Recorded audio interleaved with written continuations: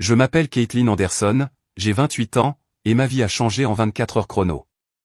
L'univers a un sens de l'humour tordu. Le jour exact où mes parents ont décidé que j'étais un échec et m'ont mise à la porte avec rien d'autre qu'une valise, c'est aussi le jour où mon billet de loterie m'a rapporté des millions. Ils pensaient me donner une leçon sur la responsabilité. Au lieu de cela, ils m'ont appris que parfois, perdre tout est la seule façon de trouver ce qui compte vraiment. Avant de vous raconter comment je suis passé de sans-abri à millionnaire du jour au lendemain, dites-moi d'où vous regardez dans les commentaires ci-dessous.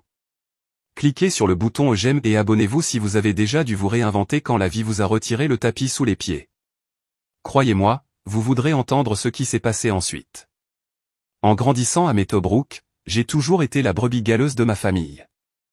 Mon père, Frank Anderson, était un comptable qui croyait que le succès n'avait qu'un seul goût, un diplôme prestigieux suivi d'un emploi de bureau stable avec des avantages. Ma mère, Hélène, n'était pas très différente. En tant qu'administratrice d'hôpital, elle valorisait la structure, la prévisibilité et ce qu'elle appelait les choix pratiques. Et puis il y avait moi, rêvant de créer de belles choses avec mes mains. À partir de 12 ans, j'ai passé des heures à fabriquer des bijoux avec les matériaux que je pouvais trouver, de vieux boutons de la boîte à couture de grand-mère Margaret, des pierres lisses du ruisseau derrière notre maison, des colliers cassés trouvés dans les friperies. Mes parents toléraient cela comme un joli passe-temps, mais ils me faisaient comprendre clairement qu'ils s'attendaient à ce que j'en grandisse et que je poursuive quelque chose de raisonnable. Seule ma grand-mère, Margaret, me comprenait vraiment. Tandis que mes parents me poussaient vers une école de commerce, grand-mère me glissait des livres d'art et me disait des choses comme « Le monde a besoin de plus de beauté, Caitlin. Ne t'excuse jamais d'en créer. » Elle exposait fièrement mes créations d'amateur, portait mes boucles d'oreilles dépareillées à l'église et disait à tous ceux qui les complimentaient « Ma petite fille a fait ça. Un jour, elle sera célèbre. » Quand j'ai eu 21 ans, grand-mère Margaret m'a donné une boîte à bijoux antiques remplie d'outils et de pierres qu'elle avait collectionnées au fil des ans. « Ton grand-père me l'a donné le jour de notre mariage, m'a-t-elle dit. Je l'ai gardé pour quelqu'un qui l'apprécierait vraiment. Ce cadeau a eu plus de valeur pour moi que mon diplôme universitaire. Après avoir obtenu mon diplôme, j'ai pris un emploi dans une firme financière pour faire plaisir à mes parents. Pendant 3 ans, j'ai dépéri à ce bureau, dessinant des croquis de bijoux pendant mes pauses déjeuner et restant debout tard pour créer des pièces que je vendais lors de foires artisanales locales le week-end. Ma boutique en ligne a lentement gagné en popularité, mais pas suffisamment pour me subvenir entièrement à mes besoins. Chaque vendredi, grand-mère Margaret et moi avions un rituel. Nous nous retrouvions pour un café au Bellamy's Café et elle insistait pour acheter un billet de loterie. Un pour moi, un pour toi, disait-elle avec un clin d'œil. Tes rêves ont parfois besoin d'un peu de magie. Je levais les yeux au ciel mais je jouais le jeu. C'était notre truc. Lorsqu'elle est décédée l'année dernière, j'ai été dévasté. Lors de la lecture de son testament, j'ai reçu son carnet de numéros de loterie. À l'intérieur de la couverture, elle avait écrit « Continue de jouer, ma chérie. Ces numéros ont un sens. Et souviens-toi, la plus grande loterie dans la vie, c'est d'avoir le courage d'être soi-même. » J'ai continué notre rituel du vendredi seul, en utilisant ces combinaisons de numéros spéciales. C'était comme si je gardais une partie d'elle en vie. Pendant ce temps, la tension à la maison devenait insupportable. Bien que je sois revenu vivre chez mes parents pour économiser de l'argent après l'université, j'avais maintenant 28 ans, et leur patience avec ma face bijoux s'était épuisée. Chaque dîner devenait un champ de bataille. « Quand vas-tu postuler pour ce poste de direction que Richard a mentionné ?» demandait maman, faisant référence au fils de sa collègue qui travaillait dans une firme de marketing prestigieuse. « Les avantages sociaux à eux seuls valent la peine d'être considérés, ajoutait papa, comme si je n'avais pas entendu ce discours chaque semaine depuis des mois. J'essayais d'expliquer que mes ventes en ligne augmentaient, qu'une petite boutique en ville avait commencé à vendre mes pièces, mais leurs yeux se vidaient. Pour eux, le succès ne pouvait pas être mesuré en followers Instagram ou en avis 5 étoiles. 2 semaines avant que tout ne s'écroule, j'ai trouvé une annonce d'appartement en ligne. Rien de chic, juste un petit studio au-dessus de la librairie du centre-ville, mais il serait à moi. Le loyer était élevé, mais si je gardais mon travail de jour quelques mois de plus tout en développant mon entreprise, je pouvais y arriver. J'ai planifié une visite, rêvant d'un espace où je pourrais étaler mes outils sans jugement, créer sans critique. L'espoir a vacillé en moi. La voix de grand-mère Margaret semblait murmurer « Il est temps, Caitlin. Déploie tes ailes. » Je croyais, peut-être naïvement, que mes parents finiraient par comprendre une fois qu'ils me verraient réussir à ma manière. J'imaginais les inviter à ma première vraie exposition de bijoux, en voyant la fierté remplacer la déception dans leurs yeux. L'univers avait d'autres plans. La dispute qui a tout changé a éclaté un mardi soir. J'avais enfin rassemblé le courage d'annoncer ma décision de quitter mon emploi stable chez Preston Financial pour me consacrer à mon entreprise de bijoux à temps plein. J'avais répété mon discours toute la journée, préparant des réponses à toutes les objections que j'anticipais. Ce à quoi je n'étais pas préparé, c'était l'intensité pure de leur réaction. Tu jettes une carrière parfaitement valable pour un passe-temps. Le visage de papa est devenu cramoisi alors qu'il posait sa fourchette avec une telle force que les assiettes ont tremblé. Ce n'est pas seulement décevant, Caitlin, c'est irresponsable. L'approche de maman était plus subtile mais non moins cinglante. Ma chérie, je comprends que tu veuilles suivre ta passion, mais les gens avec un vrai talent artistique se font découvrir tôt. Ils n'ont pas besoin de quitter leur travail et de peser sur leur famille. Ces mots m'ont transpercé avec une précision chirurgicale. J'ai essayé d'expliquer mon plan d'affaires, les chiffres de vente croissants, les partenariats avec les boutiques que je développais, mais chaque argument que j'avançais était balayé comme un insecte agaçant. 300 $ de vente le mois dernier, ce n'est pas une entreprise, c'est un vide-grenier, a raillé papa. C'est alors que j'ai remarqué l'imprimé posé sur le comptoir derrière lui. C'était mon rapport de vente, que je gardais dans un dossier dans mon tiroir de bureau. Ils avaient fouillé dans mes affaires. Vous avez fouillé dans mes documents privés, ai-je demandé, ma voix montant d'indignation. Maman a eu la décence d'avoir l'air légèrement gênée, mais papa a redoublé. Quand tu vis sous notre toit, tes affaires sont nos affaires. Et en parlant d'affaires, ce petit journal intime ne m'inspire pas confiance non plus. Mon cœur s'est effondré. Mon journal intime. Celui où j'avais versé mes rêves, mes peurs, mes pensées les plus intimes. Vous avez lu mon journal intime. La trahison était physique, comme un coup de poing dans l'estomac. Nous avions besoin de comprendre ce qui t'arrivait, a dit maman défensivement. Tu as été secrète, tu restes debout à toute heure pour travailler sur ces babioles. Ce ne sont pas des babioles, ai-je dit, retenant mes larmes. Et je ne suis pas une enfant dont vous pouvez envahir la vie privée quand bon vous semble. L'ultimatum de papa est arrivé ensuite, délivré avec la froide finalité d'un juge prononçant une sentence. Soit tu gardes ton travail chez Preston et tu traites cette bêtise de bijoux comme le passe-temps que c'est, soit tu dois trouver un autre endroit où vivre. Nous ne soutiendrons pas cette fantaisie. Mon frère Timothy, qui avait mangé ses pommes de terre en silence pendant tout l'échange, a finalement pris la parole. Peut-être que papa a raison, Kate. Tu as toujours été différente, mais parfois être différente n'est pas pratique. Sa trahison a fait presque autant mal que celle de mes parents. En grandissant, il avait été mon allié dans cette maison d'attente rigide. Maintenant, il était l'un d'eux. J'ai tenté une dernière approche, en faisant appel à leurs propres valeurs. Vous m'avez toujours appris à être autonome, à travailler dur pour ce que je veux. C'est exactement ce que je fais. Pourquoi ne pouvez-vous pas voir ça?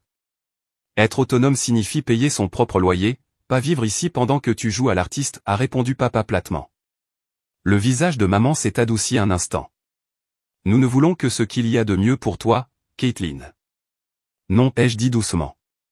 Vous voulez ce qu'il y a de plus facile à comprendre pour vous. Cela a apparemment été la goutte d'eau qui a fait déborder le vase. Papa s'est levé, montrant les escaliers du doigt. Fais tes affaires. Je veux que tu sois parti d'ici demain matin. J'ai passé les 4 heures suivantes dans ma chambre d'enfance, les larmes coulant sur mon visage, essayant de faire entrer ma vie dans une seule valise. L'ironie ne m'a pas échappé que la valise elle-même était un cadeau de grand-mère Margaret pour mes 25 ans. Pour les aventures, avait-elle dit quand je l'avais déballée. Quelle aventure celle-ci s'avérait être. J'ai dû faire des choix impossibles. Quels vêtements étaient pratiques? Quels articles de bijouterie étaient essentiels? Quels souvenirs ne pouvais-je pas supporter de laisser derrière moi? Chaque objet que je plaçais dans la valise ressemblait à un aveu de défaite, tandis que chaque objet que je laissais derrière moi ressemblait à l'abandon d'une partie de moi-même. À mesure que minuit approchait, je me suis souvenu que c'était mardi, la nuit où les numéros de la loterie étaient annoncés. Grand-mère et moi les vérifions toujours ensemble. Maintenant, je le faisais seul, un petit rituel de connexion à sa mémoire. J'ai sorti mon téléphone pour vérifier mon billet sur l'application de la loterie, mais j'ai été accueilli par une notification de maintenance. Mise à jour système en cours. Veuillez vérifier à nouveau dans 6 à 8 heures. Même ce petit réconfort m'était refusé ce soir. J'ai fermé l'application, réglé mon réveil et pleuré jusqu'à m'endormir à côté d'une valise à moitié remplie dans la chambre qui ne serait plus la mienne au matin. Le lendemain matin a apporté une pluie constante, comme si le ciel lui-même comprenait mon humeur. Papa se tenait à la porte d'entrée, les bras croisés, me regardant descendre les escaliers avec ma valise surchargée. Maman se tenait dans l'embrasure de la cuisine, son expression un mélange complexe d'inquiétude et de résolution. Aucun des deux n'a proposé d'aide. Ton téléphone restera sur notre forfait familial jusqu'à la fin du mois, m'a informé papa, sont-on tout en affaires. Après ça, tu te débrouilleras seul.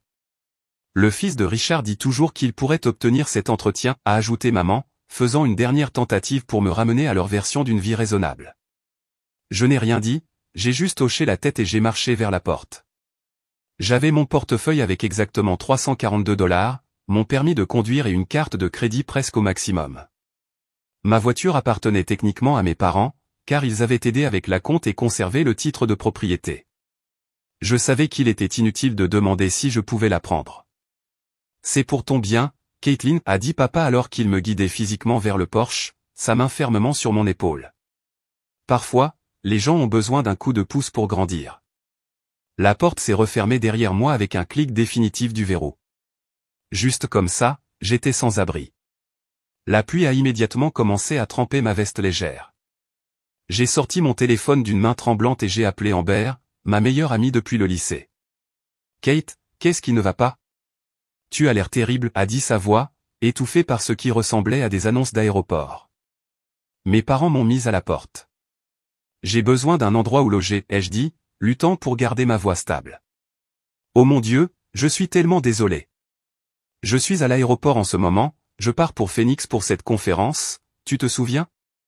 Je ne serai pas de retour avant dimanche. La véritable angoisse dans sa voix ne faisait qu'empirer les choses.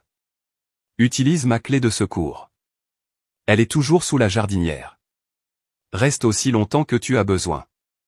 Un éclair de soulagement m'a traversé jusqu'à ce que je me souvienne. Ton appartement a été inondé la semaine dernière. Tu restes chez ta sœur jusqu'à ce que les réparations soient faites, n'est-ce pas? J'ai complètement oublié. Mon Dieu, je suis tellement désolé, Kate. J'ai appelé 3 autres amis avec des résultats similaires. L'un était en dehors de la ville, un autre séjournait avec son petit ami dans un minuscule studio, et le troisième avait de la famille en visite d'un autre état. À mon 5e appel, le rejet a commencé à me sembler personnel, même si logiquement je savais que ce n'était pas le cas. N'ayant nulle part où aller, j'ai commencé à marcher vers le centre-ville, ma valise claquant bruyamment sur chaque fissure du trottoir. La pluie s'est intensifiée, s'infiltrant dans mes chaussures et me gelant jusqu'aux os. Des voitures passaient, éclaboussant de l'eau sale sur mes jeans.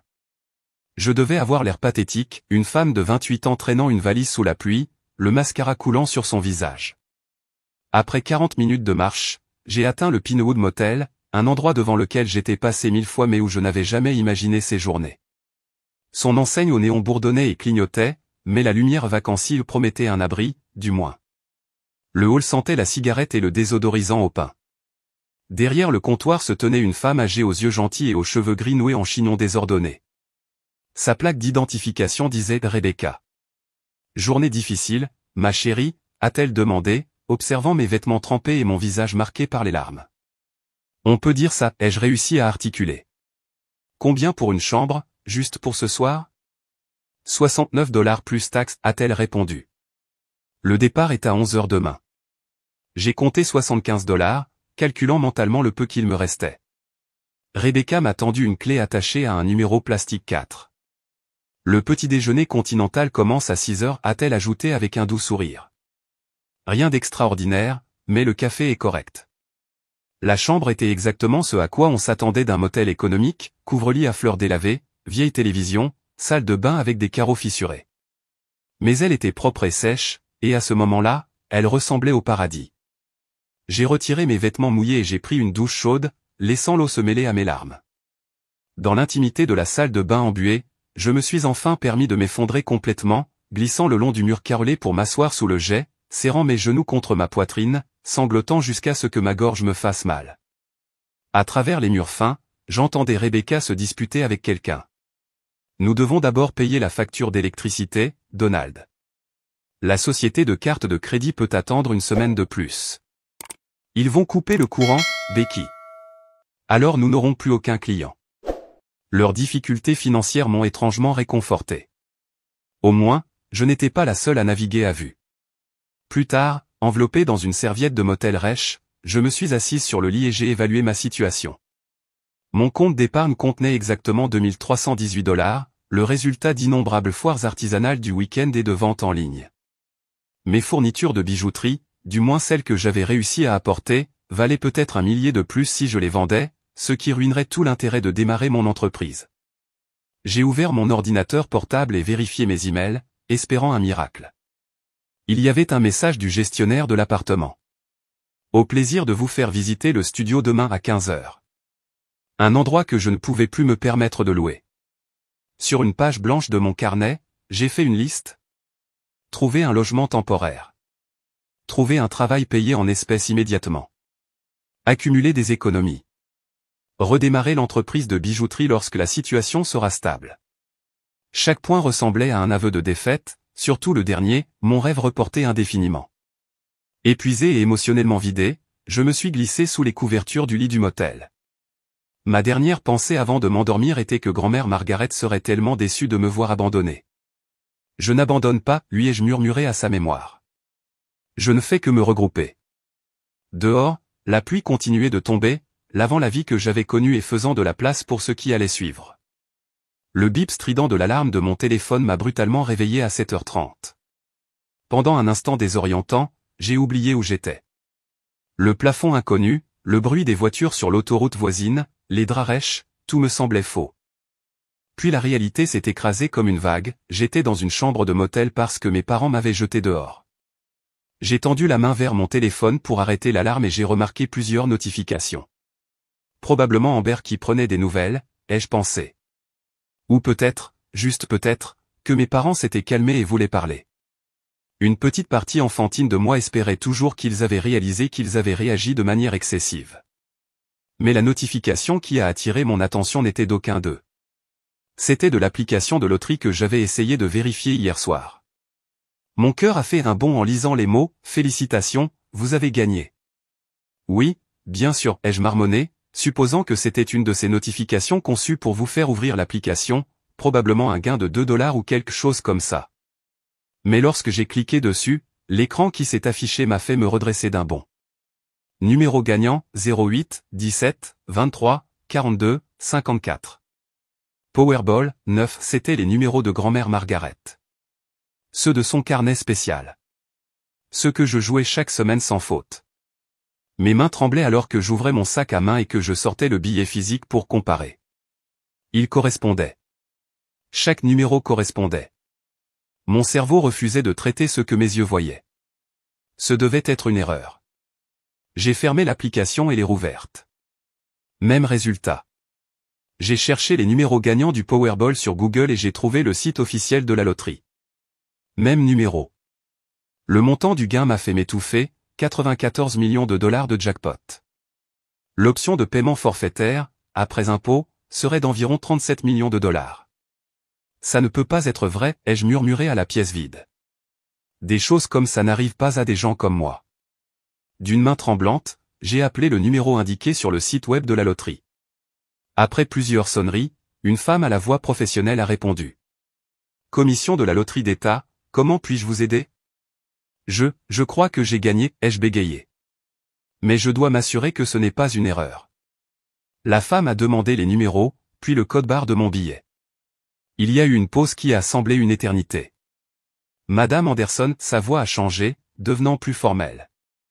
Je peux vérifier que vous détenez bien un billet gagnant pour le tirage d'hier soir.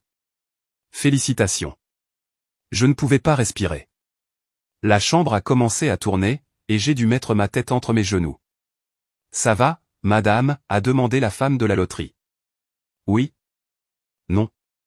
Je ne sais pas, ai-je haleté. Qu'est-ce que je fais maintenant? Elle m'a expliqué le processus de réclamation, m'a conseillé de signer immédiatement le dos du billet et m'a recommandé de consulter un conseiller financier et un avocat avant de prendre toute décision. J'ai griffonné des notes frénétiquement, certaines que j'oublierais tout dès que nous aurions raccroché.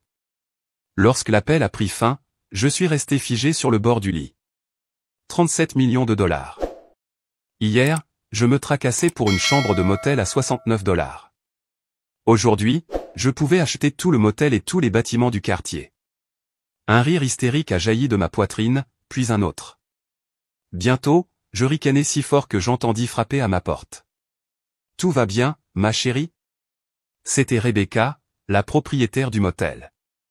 J'ai ouvert la porte, toujours dans mes vêtements froissés de la veille, mes cheveux en désordre, les yeux écarquillés et le visage rougi. « J'ai gagné, ai-je murmuré. Le front de Rebecca s'est plissé d'inquiétude. « Gagné quoi, ma chère ?»« La loterie. J'ai gagné à la loterie hier soir. » Tout. Les mots sont sortis de manière incohérente. Son expression est passée de l'inquiétude à l'incrédulité. Le Powerball? Le gros jackpot? J'ai hoché la tête, puis je l'ai fait entrer et j'ai fermé la porte. Je ne peux le dire à personne pour l'instant. Je dois trouver quoi faire. Rebecca m'a guidé pour m'asseoir sur le lit, comme si j'étais faite de verre. Respire profondément, ma chérie. C'est beaucoup à assimiler. Hier, j'étais sans abri, ai-je dit, la réalité de ma situation finissant par s'imposer. Mes parents m'ont mise à la porte parce qu'ils pensaient que mon entreprise de bijouterie était une perte de temps. Et maintenant? Maintenant tu es millionnaire, a terminé Rebecca, la voix pleine d'émerveillement. Les numéros étaient ceux de ma grand-mère, lui ai-je dit, les larmes montant. Elle est décédée l'année dernière. Nous jouions toujours à la loterie ensemble. Elle m'a laissé son carnet de numéros spéciaux. Rebecca m'a serré la main. On dirait qu'elle veille toujours sur toi. Cette simple affirmation a brisé quelque chose en moi. J'ai commencé à sangloter de manière incontrôlable, tout le stress, la douleur et maintenant ce choc accablant se déversant en même temps. Rebecca m'a tapoté le dos maladroitement, murmurant des mots apaisants. Quand je me suis enfin calmé, une étrange clarté s'est installée en moi. Je savais exactement ce que je devais faire. J'ai besoin d'un avocat et d'un conseiller financier, ai-je dit, essuyant mes yeux. Et j'ai besoin de garder cela secret jusqu'à ce que tout soit correctement mis en place. Rebecca a hoché la tête avec approbation. Intelligente, ma fille. Mon cousin James est conseiller financier en ville. Très discret. Je pourrais l'appeler si tu veux. Oui, s'il vous plaît, ai-je dit avec gratitude. Et puis-je rester ici quelques nuits de plus le temps de régler les choses? Bien sûr, ma chérie. Je te mettrai dans notre meilleure chambre, c'est offert. J'ai secoué la tête fermement. Non, je vais payer. En fait, une idée s'est formée, alimentée par les bribes de conversation que j'avais entendues hier soir. Rebecca, combien coûterait la réservation de toutes les chambres de ce motel pour une semaine? Ses yeux se sont agrandis. Les 15 chambres? Ça ferait environ 6 000 dollars. Mais pourquoi voudrais-tu faire ça? Considérez cela comme une assurance pour ma vie privée. De plus, on dirait que cela pourrait t'aider avec ces factures dont je vous ai entendu discuter avec Donald. Rebecca a rougi. Vous avez entendu ça? Je suis tellement désolé. Ne le soyez pas. Je comprends les difficultés financières mieux que la plupart des gens. J'ai pensé à mes parents, qui allaient bientôt apprendre ma bonne fortune. Un mélange compliqué d'émotions tourbillonnait en moi, vindicte, colère, blessure, et sous tout cela, une petite étincelle de désir de réconciliation. Mais d'abord, je devais assurer mon avenir, devenir la femme que grand-mère Margaret a toujours cru que je pouvais être. Encore une chose, ai-je dit à Rebecca alors qu'elle se tournait pour partir. Si quelqu'un vient me chercher, surtout un couple d'une cinquantaine d'années ou un jeune homme qui me ressemble, je ne suis pas là. Vous comprenez? Elle a hoché la tête, un sourire conspirateur traversant son visage. Je comprends parfaitement. Votre secret est bien gardé avec moi. Lorsqu'elle est partie, je me suis assise sur le lit, fixant l'application de loterie toujours ouverte sur mon téléphone. 37 millions de dollars. Le montant exact dont j'aurais besoin pour ne plus jamais dépendre de personne. La voix de grand-mère Margaret semblait murmurer à mon oreille, tu vois, ma chérie? La magie opère quand on reste fidèle à soi-même. Pour la première fois depuis que j'avais quitté la maison de mes parents, j'ai souri, un vrai sourire qui atteignait mes yeux et réchauffait mon cœur. L'univers ne m'avait pas seulement donné une seconde chance, mais un recommencement cosmique. À l'aube, j'avais été mise à la porte avec rien d'autre qu'une valise. Maintenant, j'étais riche au-delà de mes rêves les plus fous, et personne de ceux qui avaient douté de moi ne le savait encore.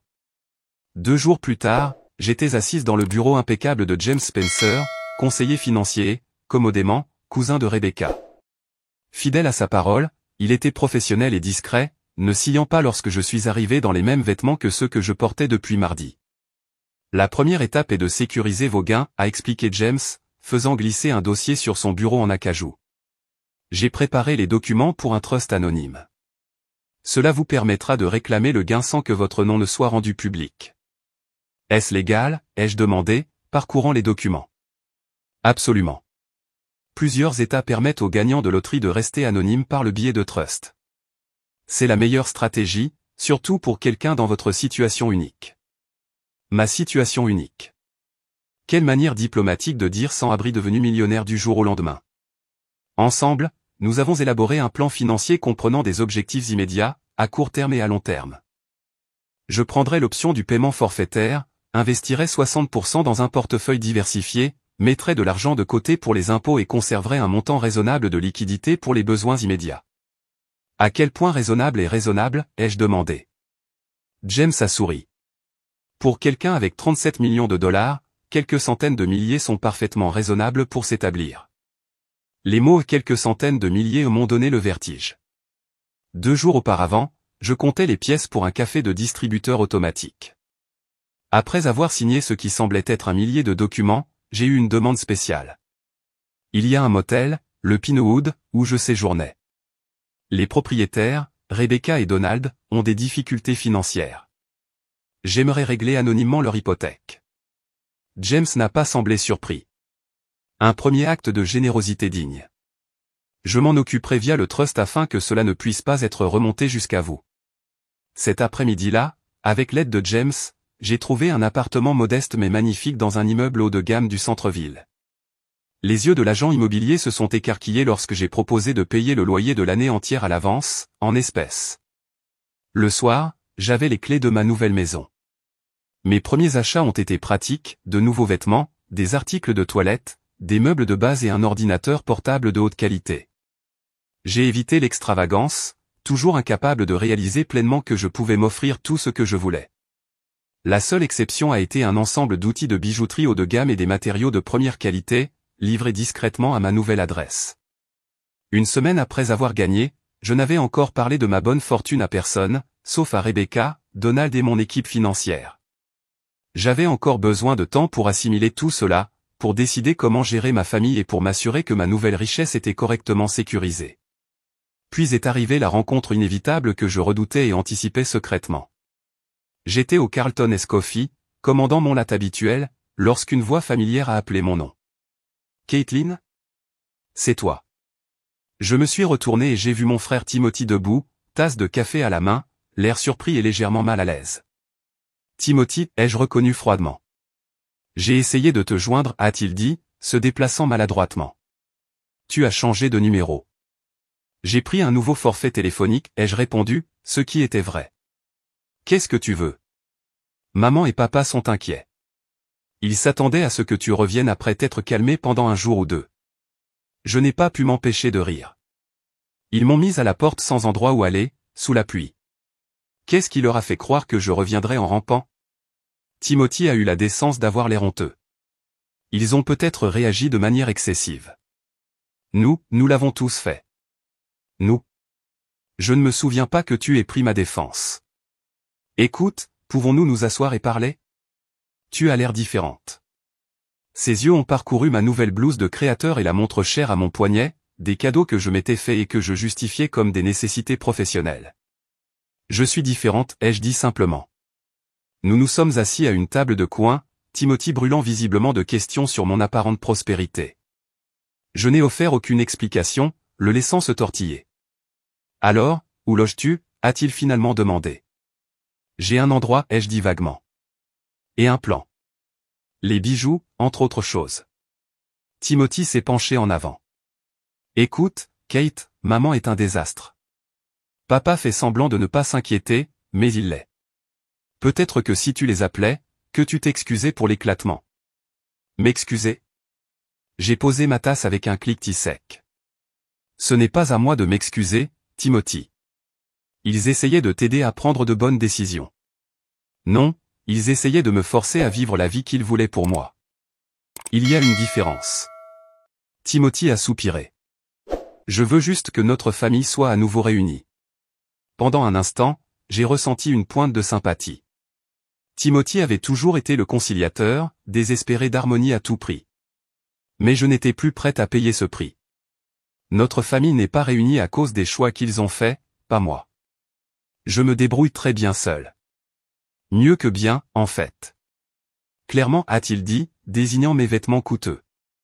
Tu as trouvé un nouveau travail ou quelque chose comme ça. Ou quelque chose comme ça, ai-je répondu avec un petit sourire. Fais mes amitiés à maman et papa. Dis-leur que je ne reviendrai pas, mais que j'avance. Alors que je m'éloignais, je me suis senti plus légère que je ne l'avais été depuis des années. Les rôles s'étaient inversés si radicalement, c'était presque comique. Je me demandais combien de temps il faudrait pour que la nouvelle se répande. Pas longtemps, il s'est avéré. Ce soir-là, mon téléphone, avec un nouveau numéro que je n'avais donné qu'à Timothy, a vibré avec des messages de mes deux parents. De papa, Timothy dit que tu vas bien. Nous devrions parler. De maman, s'il te plaît, appelle-nous, ma chérie. Tu nous manques. Je n'ai répondu à aucun des messages. Au lieu de cela, je me suis concentré sur l'aménagement de mon nouveau studio de bijouterie dans la deuxième chambre de mon appartement.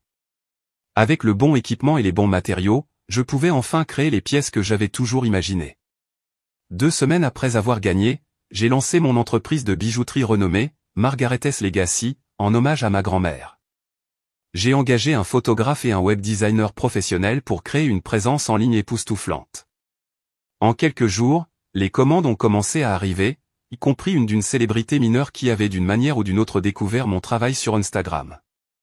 Le jour même où ma première vente importante a été conclue, j'ai reçu un appel d'un numéro inconnu. Caitlin, c'est Sophia Martinez. Le docteur Martinez avait été ma thérapeute brièvement pendant l'université. J'avais arrêté de la voir lorsque mes parents, qui payaient les séances, avaient insisté pour être informés de ce dont nous parlions. Comment ma mère a-t-elle obtenu ce numéro, ai-je demandé, agacé par l'atteinte à la vie privée. De votre frère, je crois. Écoutez, je n'appelle pas en tant que professionnel. Votre mère est sincèrement inquiète. Il y a des rumeurs en ville selon lesquelles vous auriez eu de l'argent, et elle craint que vous ne soyez impliqué dans quelque chose de problématique. J'ai failli m'étouffer avec mon thé. Elle pense que je vends de la drogue ou quelque chose comme ça? Elle n'a pas dit ça exactement, mais elle est confuse par votre changement soudain de situation. J'ai réfléchi à mes options. Sophia avait toujours été gentille et respectueuse, même lorsque j'avais arrêté la thérapie. Je vous assure, ma situation financière est tout à fait légale et légitime. Mais j'apprécie l'inquiétude. Seriez-vous ouverte à une séance, a-t-elle demandé. Juste pour discuter de la façon dont vous voulez gérer les choses avec votre famille à l'avenir? C'est moi qui invite. L'offre était tentante. J'avais besoin de quelqu'un d'objectif pour m'aider à naviguer dans les émotions compliquées que je ressentais. Une séance, ai-je accepté. Mais je paierai pour moi-même. Je peux me le permettre maintenant. Notre rencontre s'est avérée inestimable. Sophia m'a aidé à articuler ce que je voulais de ma relation avec mes parents à l'avenir, le respect de mes choix, la reconnaissance de leurs actions blessantes et des limites claires autour de mon indépendance. Vous ne leur devez aucune explication sur votre argent, a conseillé Sophia. Mais si vous voulez avoir une relation d'une quelconque nature à l'avenir, une version de la vérité finira par être nécessaire. Elle avait raison, bien sûr. La question était de savoir si j'étais prête à les affronter. La réponse est venue plus tôt que prévu. 3 semaines après avoir été mise à la porte, je suis rentré dans mon immeuble d'appartement et j'ai trouvé mes parents qui m'attendaient dans le hall. Ma mère s'est précipitée vers moi en me voyant. Caitlin. Dieu merci. Nous étions tellement inquiets. Mon père se tenait maladroitement derrière elle, observant mon apparence, l'immeuble cher, le portier qui m'avait salué respectueusement en entrant. Comment m'avez-vous trouvé, ai-je demandé calmement. Timothy t'a suivi à la maison hier, a admis maman. Nous étions désespérés de nous assurer que tu allais bien. Comme vous pouvez le voir, je vais bien. J'ai désigné le hall de marbre. Plus que bien, en fait. Papa a finalement parlé. Caitlin, que se passe-t-il? Comment peux-tu te permettre de vivre ici? Je les ai regardés tous les deux, ces personnes qui m'avaient élevé, aimé à leur manière, puis m'avaient rejeté lorsque je ne correspondais pas à leur moule. Une partie de moi voulait leur raconter tout, voir leur visage alors qu'ils réalisaient ce qu'ils avaient fait. Une autre partie voulait maintenir ma vie privée, mon pouvoir. Voudriez-vous monter, ai-je proposé, prenant une décision. Nous avons beaucoup de choses à discuter. Mes parents sont restés sans voix au centre de mon nouvel appartement, observant les hauts plafonds, la vue sur la ville, les meubles chers que je m'étais enfin permis d'acheter après des semaines passées à vivre comme si j'étais toujours fauché. Cet endroit doit coûter une fortune, a finalement dit papa, son esprit de comptable calculant clairement les chiffres. 3000 $ par mois, ai-je confirmé. J'ai payé une année d'avance. Maman a touché la manche de mon pull en cachemire. Et ces vêtements, Caitlin? S'il vous plaît, dites-nous ce qui se passe. Avez-vous des ennuis? Je leur ai fait signe de s'asseoir sur le canapé moelleux tandis que je prenais le fauteuil en face. Des positions de pouvoir, exactement comme Sophia et moi en avions discuté. Il y a 3 semaines, vous m'avez mise à la porte de la maison sans endroit où aller, ai-je commencé calmement. Cette même nuit, quelque chose d'autre s'est produit. J'ai sorti le billet de loterie que je gardais toujours dans mon portefeuille, maintenant plastifié pour le protéger, même si l'argent avait été réclamé depuis longtemps. Je l'ai tendu à mon père. Qu'est-ce que c'est? A-t-il demandé, louchant sur les numéros. Les numéros spéciaux de grand-mère Margaret, ai-je dit. Ceux que nous jouions chaque semaine ensemble. Ceux du carnet qu'elle m'a laissé à sa mort. La main de maman s'est portée à sa bouche alors que la compréhension lui venait. Le Powerball? Le gros gain du mois dernier? Tu as gagné? 37 millions de dollars après impôt, ai-je confirmé. La nuit exacte où vous avez décidé que je ne valais plus la peine d'être soutenu. Le visage de papa a subi une série remarquable de transformations, incrédulité, choc, calcul, et enfin une tentative de fierté paternelle qui m'a soulevé le cœur. Mon Dieu, Caitlin, c'est incroyable, a-t-il dit, tendant la main vers la mienne. Je me suis retiré. Vraiment? Parce qu'il y a 3 semaines, vous appeliez mes rêves une fantaisie et mon travail des babioles. Vous avez envahi ma vie privée, lu mon journal intime, et m'avez physiquement poussé dehors avec une seule valise. Nous essayions de t'aider, a insisté maman, les larmes aux yeux. Nous voulions que tu te tiennes sur tes propres pieds. Et maintenant, je le fais, ai-je répondu. Juste pas de la manière que vous aviez prévu. Ma chérie, nous sommes tellement désolés de la façon dont les choses se sont passées, a dit papa, sa voix prenant le ton conciliant qu'il utilisait pour tenter de gagner un client difficile. Nous n'avons jamais voulu que tu sois réellement sans abri. Nous pensions que tu resterais chez Amber ou que tu reviendrais après un jour ou 2. Donc, votre plan était de me faire peur pour que je me conforme? De me terrifier pour que j'obéisse? Je me suis levé, la colère montant malgré ma détermination à rester calme.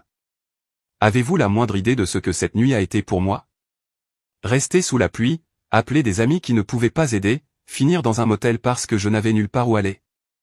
Maman pleurait ouvertement maintenant. Nous avons fait une terrible erreur. Nous étions malades d'inquiétude. Pas assez malade pour me chercher réellement jusqu'à ce que Timothy rapporte que j'allais apparemment bien, ai-je souligné. Pas assez malade pour s'excuser jusqu'à ce que vous appreniez que je suis riche. Ce n'est pas juste, a protesté papa. Nous avons essayé d'appeler après une semaine. Et seulement pour me demander de m'excuser auprès de vous. Un lourd silence s'est abattu sur la pièce. Finalement, papa a parlé à nouveau, sa voix assourdie. Qu'est-ce que tu attends de nous maintenant, Caitlin? C'était la première question honnête qu'il posait. Je me suis rassis, rassemblant mes pensées. Je veux la reconnaissance que ce que vous avez fait était mal. Pas juste une erreur, mais fondamentalement mal. Je veux le respect de mes choix et de mon indépendance. Et je veux qu'il soit clair que mon argent m'appartient exclusivement. Bien sûr qu'il est à toi, a dit maman rapidement. Nous ne ferions jamais. Vous avez déjà demandé combien coûtait mon appartement et regardé mon pull, ai-je interrompu. Alors pardonnez-moi si je suis sceptique. Un autre silence, plus long cette fois. Nous sommes très fiers de toi, a finalement offert papa, bien que l'on ne sache pas s'il était fier d'avoir gagné à la loterie ou de m'être tenu tête. J'aimerais le croire, ai-je dit. Mais je ne suis pas sûr que vous me connaissiez suffisamment bien pour être fier de moi. La vraie moi, pas la fille que vous avez essayé de façonner à votre image.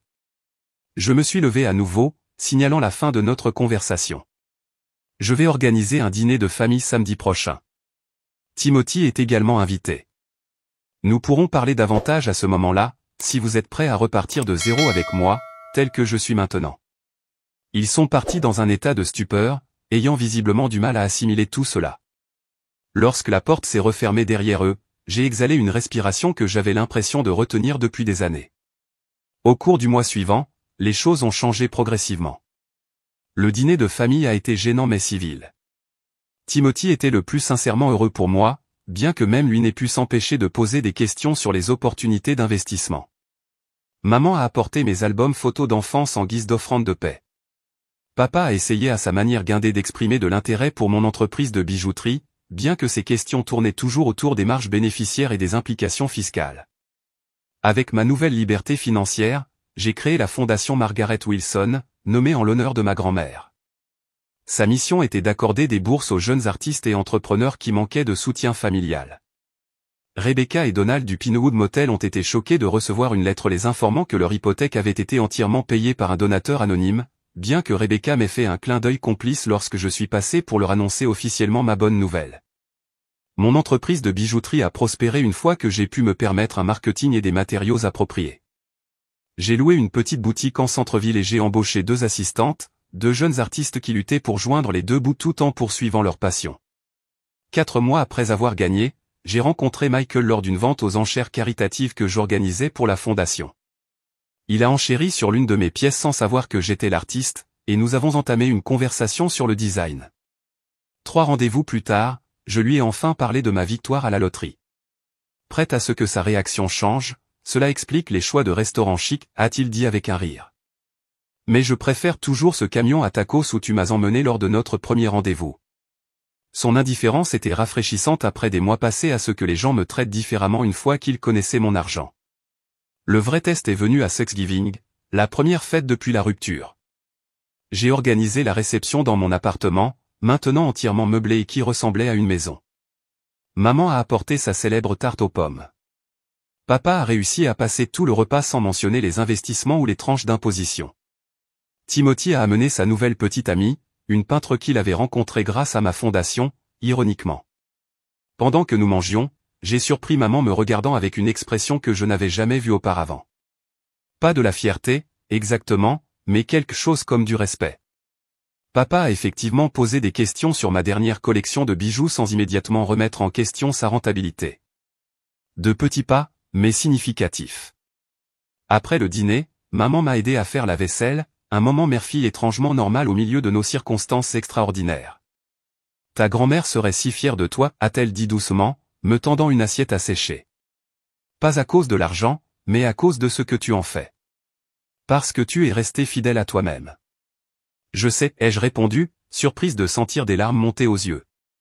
Je la sens avec moi parfois.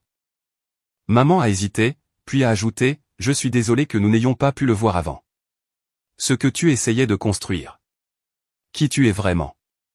Ce n'était pas des excuses complètes, mais c'était un début, une base sur laquelle nous pouvions potentiellement construire, comme la superposition soignée de pierres dans l'un de mes colliers les plus complexes. Plus tard, alors que tout le monde partait, papa m'a maladroitement pris à part. Ce collier que ta mère portait, celui avec les pierres bleues? C'est toi qui l'as fait? Oui, ai-je confirmé.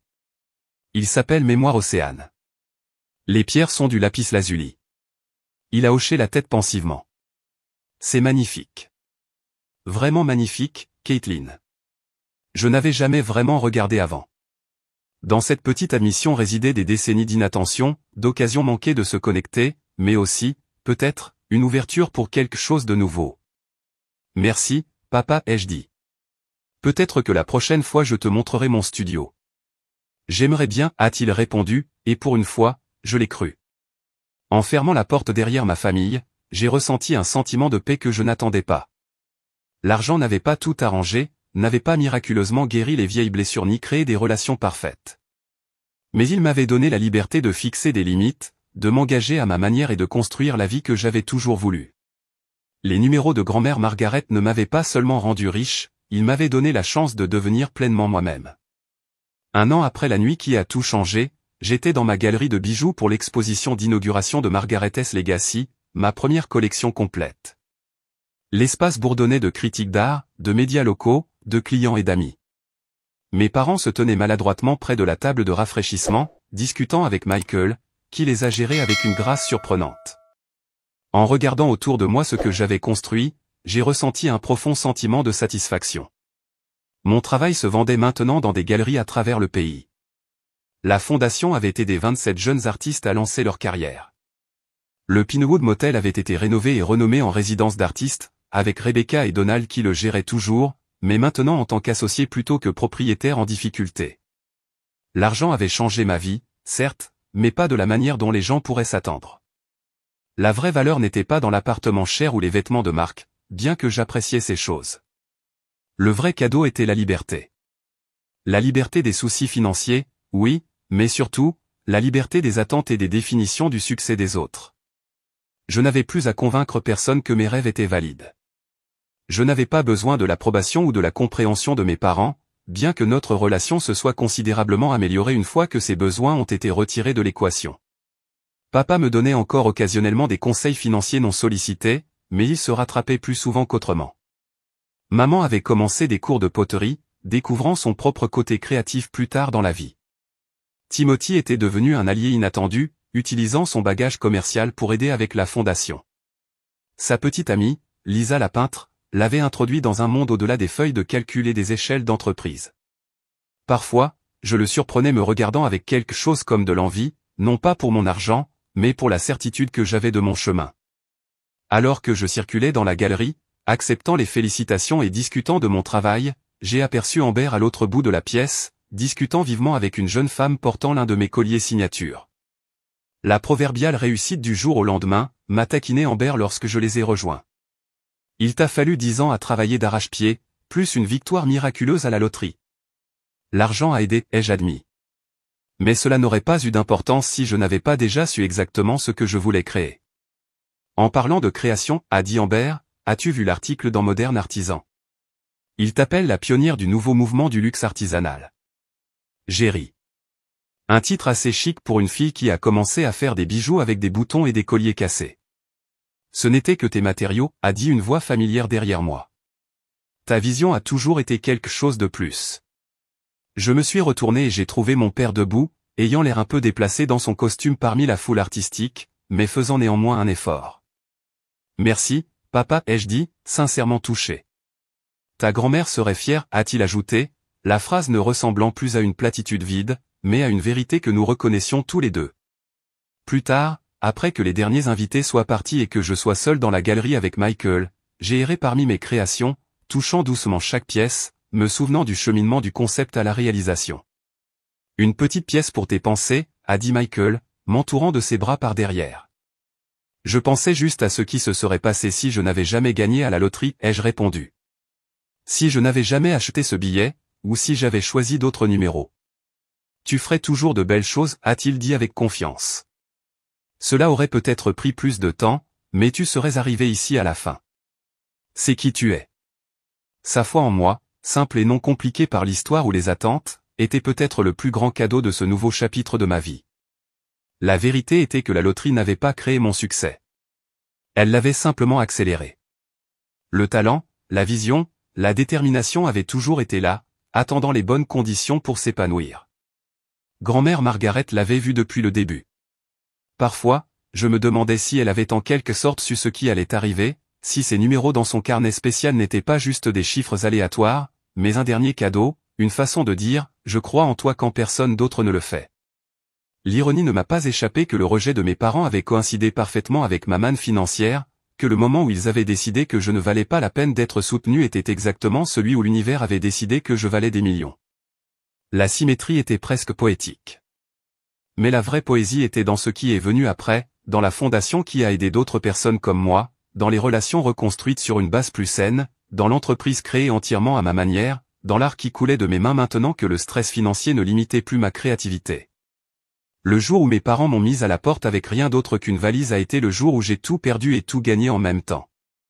À l'aube, j'étais riche, non seulement en argent, mais en possibilités.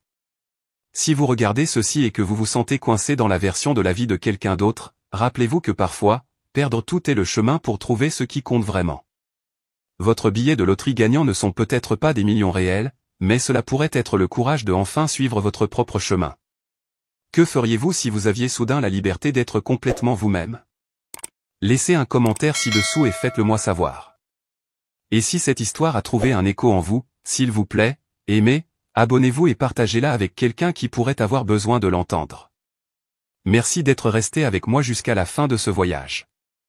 Rappelez-vous, la plus grande richesse est de vivre authentiquement, à votre manière.